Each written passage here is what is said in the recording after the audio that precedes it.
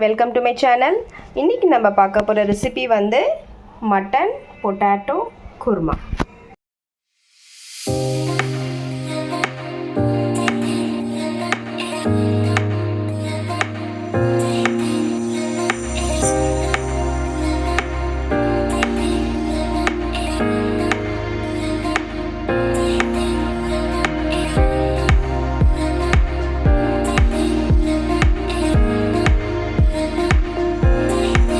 தேவையான இன்க்ரீடியன்ட்ஸ் வந்து நான் மட்டன் வந்து ஒரு 1/2 kg எடுத்திருக்கேன். ஸோ நல்லா வாஷ் பண்ணி 1/2 kg மட்டன் எடுத்திருக்கேன். அப்புறம் உருளைக்கிழங்கு, இதில் வந்து நான் உருளைக்கிழங்கு வந்து ஒரு 2 உருளைக்கிழங்கு நல்லா பீல் ஃபுல்லாக ரிமூவ் பண்ணிவிட்டு வாஷ் பண்ணி இந்த மாதிரி பீசஸ் கட் பண்ணி வச்சுக்கோங்க.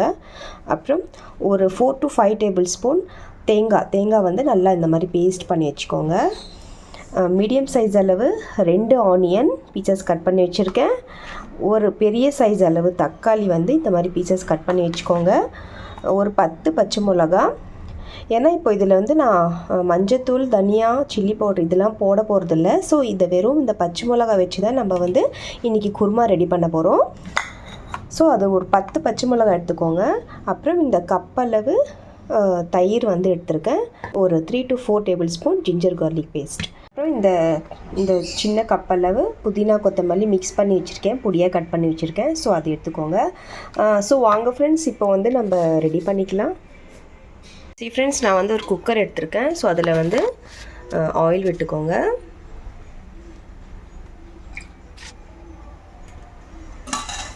ஒரு 2 tablespoon ஆயில் விட்டுக்கோங்க. அப்புறம் நெய் வந்து ஒரு 2 tablespoon ஆட் பண்ணுறேன். ஸோ இப்போ வந்து லவங்கம், ஏலக்காய் ஆட் பண்ணுறேன். ஸோ இப்போ வந்து இதில் ஆனியன் வந்து ஆட் பண்ணிக்கோங்க.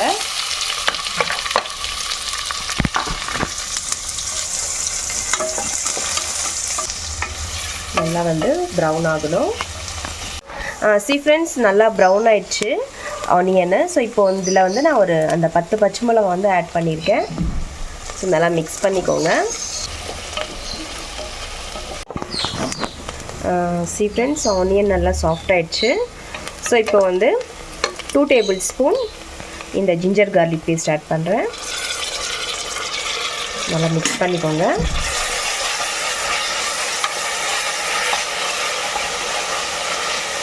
கூடவே வந்து கொஞ்சம் சால்ட் வந்து ஆட் பண்ணிக்கோங்க. தேவையான அளவு உப்பு. நல்லா மிக்ஸ் பண்ணிக்கோங்க. அப்புறம் இந்த தக்காளி வந்து பண்ணிட்டுருக்கேன். ஸோ அதை ஆட் பண்ணிக்கோங்க. தக்காளி கொஞ்சம் சாஃப்ட் ஆகணும். ஸோ ஒரு 2-3 minutes வந்து ஃப்ரெண்ட்ஸ், தக்காளி நல்லா சாஃப்ட் ஆகிடுச்சு.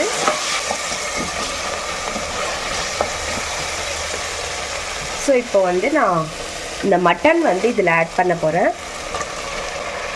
ஆட் பண்ணிக்கோங்க.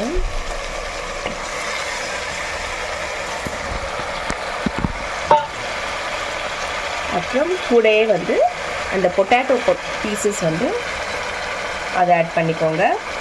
ஸோ நல்லா மிக்ஸ் பண்ணிக்கோங்க.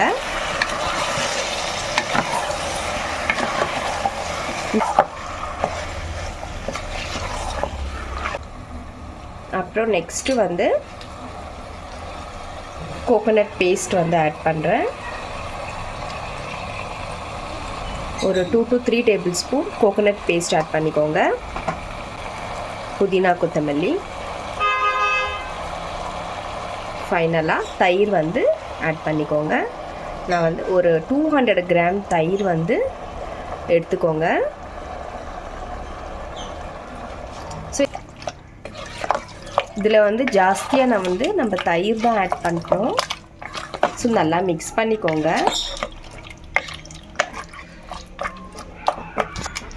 ஃபுல்லாக மிக்ஸ் பண்ணிவிட்டு ஃபைனலாக வந்து கொஞ்சோண்டு லாஸ்ட்டில் புதினா கொத்தமல்லி ஆட் பண்ணிக்கோங்க. அப்புறம் கொஞ்சமாக வந்து நான் இதில் தண்ணி ஆட் பண்ணுறேன். தண்ணி ஆட் பண்ணிக்கோங்க.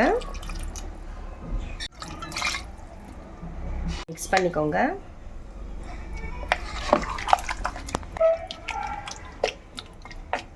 இப்போ வந்து ஒரு 4 to 5 வந்து விசில்ஸ் கொடுத்துருங்க நல்லா. இப்போ வந்து லிட்டு க்ளோஸ் பண்ணிடுறேன்.